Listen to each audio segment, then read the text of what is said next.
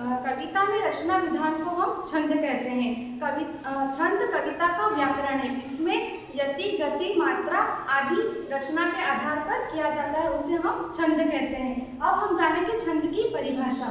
वर्णों की संख्या एवं क्रम, मात्राओं की गणना तथा यति गति से संबंध नियोजित काव्य रचना को हम क्या कहेंगे?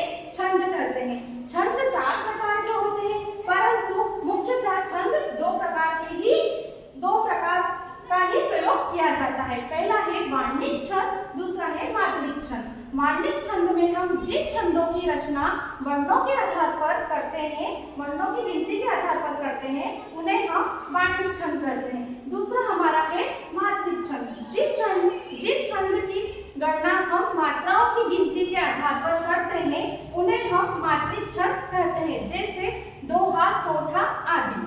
फिर आ जाते हैं अपन पहला दोहा छंद। दोहा छंद की परिभाषा। दोहा एक अर्ध समात्रिक छंद है। यह सोठा छंद का उल्टा होता है।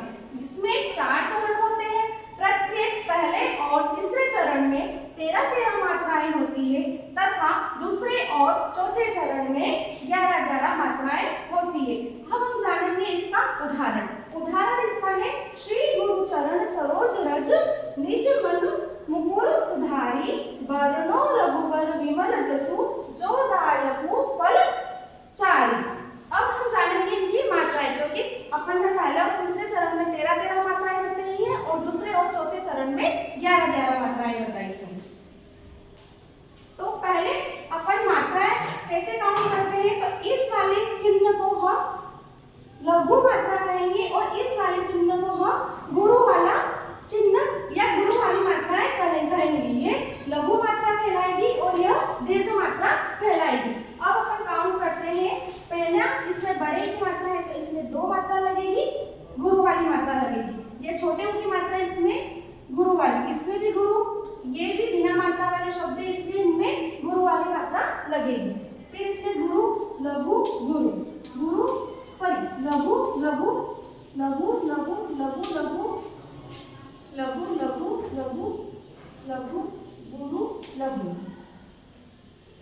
फिर लघु, लघु, गुरु, लघु, लघु, लघु, लघु, लघु, लघु, लघु, लघु, लघु, गुरु, गुरु, लघु, गुरु, फिर ये गुरु और ये लघु।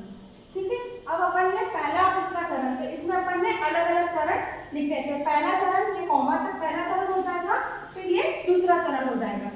यहाँ से लेकर ये कॉमे तक का तीसरा चरण, फिर चौथा चरण।